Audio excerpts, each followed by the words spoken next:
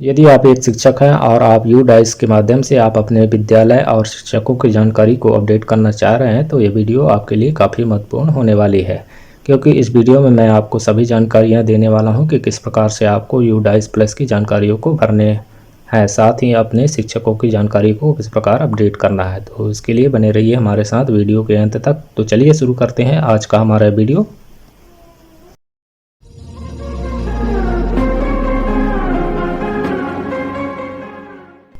Hello everyone, SN guide में आपका स्वागत है। शासन के आदेशानुसार आप समस्त विद्यालयों को यू डाइस प्लस पर विद्यालय की जानकारी, छात्रों की जानकारी, साथ ही उसमें पढ़ाने वाले शिक्षकों की जानकारियों को अपडेट करना अनिवार्य कर दिया गया है। तो आज की वीडियो में मैं आपको यही बताने वाला हूं संक्षिप्त रूप से, क्योंकि यदि मैं विस्तृत एक एक चीज़ों के बारे में जानकारी दूंगा तो वीडियो कम से कम नहीं तो 2-3 घंटे का हो जाएगा। तो संक्षिप्त रूप से आपको मैं आज इसी वीडियो में जानकारी दूंगा कि किस प्रकार आपको यू डाइस प्लस में जानकारियों को फिल करना है। तो उसके लिए आपको सबसे पहले मोबाइल या कंप्यूटर पर एक ब्राउज़र ओपन कर लेना है। फिर इसके बाद गूगल सर्च बॉक्स पर आपको टाइप कर देना है यू डाइस प्लस। फिर इसके बाद सिंपली आपको सर्च कर देना है। यहाँ आपको पहले वाले लिंक पर क्लिक कर देना है, यू डाइस प्लस इस वाले लिंक पर आपको क्लिक कर देना है। तो आपके सामने एक नया इंटरफेस ओपन हो जाएगा कुछ इस तरह से। यहाँ पर आपको दाहिने साइड में लॉगिन वाला ऑप्शन मिलेगा। फिर यहाँ आपके सामने 3 ऑप्शन ओपन होंगे, profile and facility, teacher module, report module. तो आपको सबसे पहले टीचर मॉड्यूल को कंप्लीट करना होगा। तो टीचर मॉड्यूल कंप्लीट करने के लिए आपको टीचर मॉड्यूल वाले ऑप्शन पर क्लिक कर देना है। यहाँ पर आपके सामने लॉगिन पेज ओपन होगा। यूजर नेम में आपको आप अपने विद्यालय का डाइस कोड डाल कर देना है। फिर इसके बाद पासवर्ड फिल कर देना है। फिर इसके बाद कैप्चा कोड करके लॉगिन कर देना है। यदि आपके पास पासवर्ड नहीं है तो फॉरगेट पासवर्ड वाले ऑप्शन पर क्लिक करके आप अपने मोबाइल पर पासवर्ड प्राप्त कर सकते हैं। यहाँ यूजर आईडी में आपको डाइस कोड डाल देना, फिर अपना रजिस्टर्ड मोबाइल नंबर, फिर कैप्चा कोड फिल करके सबमिट कर देना है। तो आपके मोबाइल पर एसएमएस के माध्यम से आपका पासवर्ड प्राप्त हो जाएगा। फिर आपको टीचर मॉड्यूल पर आके लॉगिन कर लेना है। यूजर नेम में आपको यूजर नेम डाल देना है, वही डाइस कोड जो 11 अंकों का होता है। फिर आपके मोबाइल पर पासवर्ड जो भी प्राप्त हुआ उसे आपको यहाँ पर फिल कर देना है। फिर इसके बाद नीचे यहाँ कैप्चा कोड फिल कर देना है। कैप्चा कोड फिल होने के बाद आपको सिंपली लॉगिन पर क्लिक कर देना है। तो आपके सामने एक नया इंटरफेस कुछ इस तरह से ओपन होगा। यहाँ आपके विद्यालय का नाम, डाइस कोड दिया रहेगा। यहाँ आपको click here to open teacher DCF to fill the data, इस वाले ऑप्शन पर आपको क्लिक कर देना है। तो इस तरह से एक नया पेज ओपन होगा। यहाँ सबसे पहले आपको अपने सुविधा अनुसार अपने भाषा को सेलेक्ट कर लेना है। हिंदी, इंग्लिश 2 ऑप्शन मिलेंगे। भाषा चेंज करने के लिए आपको यहाँ पर क्लिक करना है। यहाँ से आप जो भी भाषा सेलेक्ट करना चाहें कर सकते हैं। तो हम यहाँ हिंदी आपको सेलेक्ट करके दिखा दे रहे हैं इस तरह से। यहाँ नियमित शिक्षकों की संख्या दी रहेगी, गैर नियमित शिक्षकों की संख्या कुल दिया रहेगा। तो शिक्षकों की जानकारी अपडेट करने के लिए ये जो अंक दिया है कुल के आगे, इस वाले अंक पर आपको क्लिक कर देना है। जितने भी संख्या रहेगा आपके विद्यालय में शिक्षकों की, उस वाले संख्या को ही आपको क्लिक करना है। तो आपके सामने आपके विद्यालय में जितने भी शिक्षक रहेंगे उनकी जानकारी इस तरह से ओपन हो जाएगी।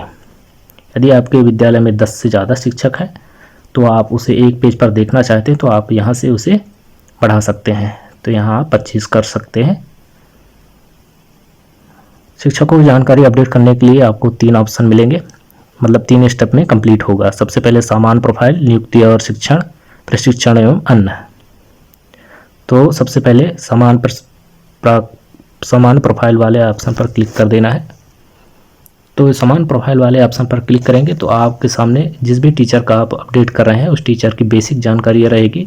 उनका नाम,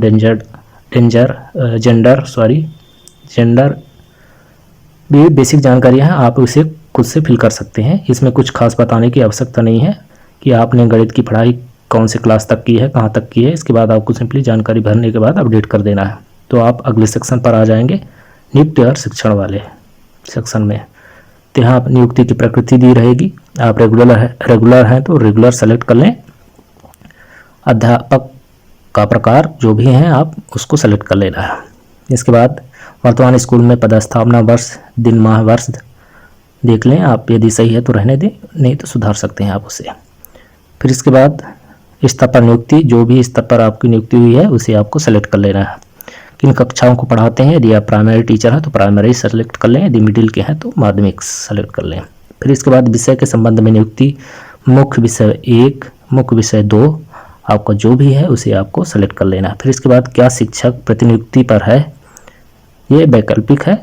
यहाँ तो आपके सामने कई सारे ऑप्शन मिलेंगे, तो आपको सिंपली पहले वाले ऑप्शन, ये सेकंड वाला ऑप्शन जो है इन ब्लॉक क्लस्टर, इस वाले ऑप्शन को ही आपको सेलेक्ट रहने देना है। इसके बाद क्या शिक्षक दूसरे स्कूल में अतिथि कार्य संपर्ककर्ता के रूप में पढ़ा रहा है, तो यदि है तो हाँ, नहीं तो नहीं। फिर इसके बाद अपडेट कर देना है आपको। तो आप अगले सेक्शन पर आ जाएंगे जहाँ प्रशिक्षण एवं वाला ऑप्शन मिलेगा। तो सबसे पहला जानकारी है कि आपको CWSN अध्यापन में प्रशिक्षित हैं, यदि है तो हाँ कर देना है, यदि नहीं है तो नहीं। फिर इसके बाद कंप्यूटर के उपयोग तथा कंप्यूटर के जरिए अध्यापन में प्रशिक्षित हैं, यदि है तो हाँ, नहीं तो नहीं। फिर इसके बाद क्या प्राप्त किया गया प्रशिक्षण, जो भी है आपको सेलेक्ट कर लेना। फिर प्रशिक्षण की आवश्यकता आपको किस में है उसको आपको सेलेक्ट कर लेना। फिर इसके बाद गैर शैक्षणिक कार्यों पर व्यतीत कार्य दिवस आपको यहाँ पर फिल कर देना है। फिर इसके बाद पिछले शैक्षणिक वर्ष 21-22 में प्राप्त सेवाकालीन प्रशिक्षण के दिन आपको लिख देना है कि BRC में आपने कितने दिन किया है, CRC में कितने दिन किए हैं, डाइट में कितने दिन किए हैं, अन्य दिनों में आपने कितना प्रशिक्षण प्राप्त किया है। फिर भाषाएं जिनमें शिक्षक को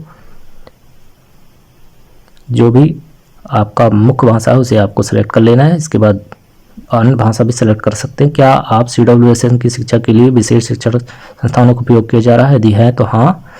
क्या बच्चों की सुरक्षा निश्चित करने के लिए स्कूल की सुरक्षा और सुरक्षा हिसाब किताब की जांच में प्रशिक्षित है, यदि है तो हाँ। क्या साइबर सुरक्षा एवं मानव सामाजिक पहलुओं को प्रशिक्षण प्राप्त किया है, यदि है तो हाँ।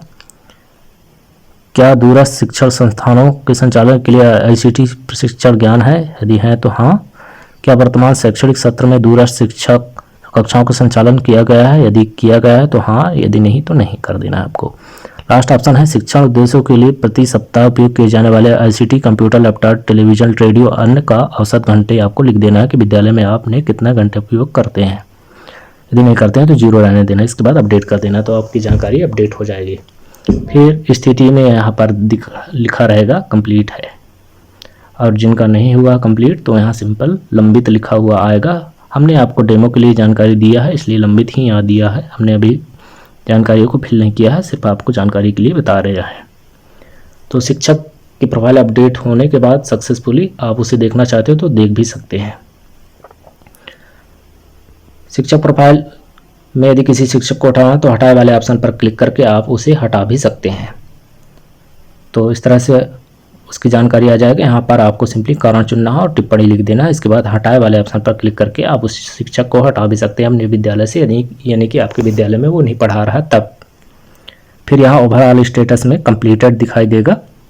तो इस तरह से आपका शिक्षक प्रोफाइल कंप्लीट हो गया। फिर इसके बाद आपको वापस से होम पेज पर आ जाना है, जहाँ पर आपको सिंपली अब आपको प्रोफाइल एंड फैसिलिटी वाले ऑप्शन को सेलेक्ट करना है, जिसमें कि आपको अपने विद्यालय और छात्रों की जानकारी देना होगा। सिंपली आपको फिर वही प्रक्रिया दोहराना है, यूजर नेम पासवर्ड डाल के।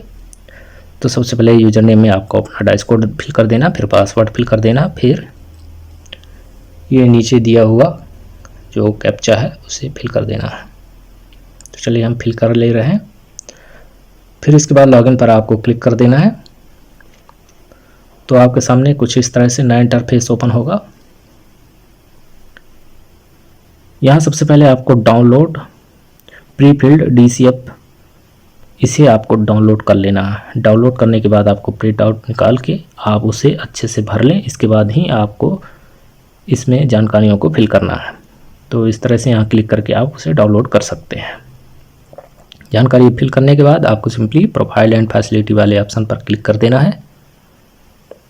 जैसे आप इस पर क्लिक करते हैं तो एक नया इंटरफेस इस तरह से ओपन होगा। यहाँ सबसे पहले आपको अपना लैंग्वेज सेलेक्ट कर लेना है। तो हम हिंदी करके दिखा दे रहे हैं आपको। तो यहाँ डाटा कैप्चा प्रारूप आपको बहुत सारे दिए रहेंगे। तो सबसे पहले आपको 1.1 से 1.17 से स्टार्ट कर देना है। तो सबसे पहले आपको इस पर क्लिक कर देना है। यहाँ आपके विद्यालय की बेसिक जानकारियाँ रहेंगी जिसे कि आप किसी भी प्रकार से सुधार नहीं कर सकते हैं। तो आपको सिंपली यहाँ नीचे अगला वाले ऑप्शन पर क्लिक करके आगे बढ़ जाना है।